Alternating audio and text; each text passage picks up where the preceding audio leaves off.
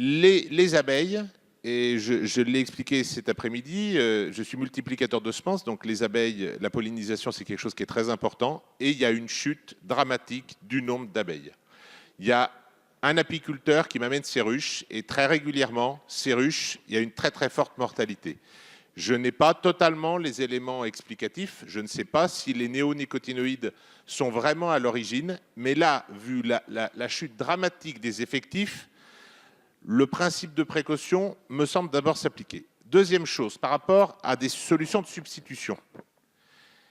Il existe des produits dont on pourrait sûrement discuter de la toxicité qui sont autorisés, qui s'appellent les pyréthrinoïdes, ou les pyréthrinoïdes sur le maïs, sur le colza, sur toutes les cultures, utilisés en raid semis, utilisés en protection de semences, fonctionnent. Ils sont moins performants, ils sont moins pratiques au sens utilisation du terme, ils sont moins performants, mais c'est une solution satisfaisante pour la plupart des problèmes insecticides. Donc, qu'on ne me dise pas autant sur le glyphosate, j'ai eu une discussion avec Madame Bateau tout à l'heure, tout à fait intéressante, autant sur le glyphosate, il n'y a pas vraiment d'alternative. Alors, il peut y avoir des alternatives mécaniques, mais il n'y a pas vraiment d'équivalent en termes de produits. Autant sur les néonicotinoïdes, ils ont apporté un plus, effectivement, hein, mais il y a des solutions alternatives. Donc, je trouve dommage qu'on ne s'engage pas dans un plan massif pour les produits de substitution. Donc là, je voulais aborder celui des produits à usage biostimulant.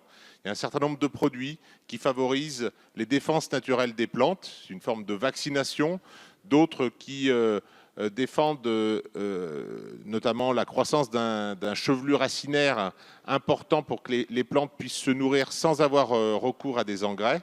Donc je trouverais qu'il serait intéressant que le gouvernement s'engage massivement dans le soutien de cette voie-là.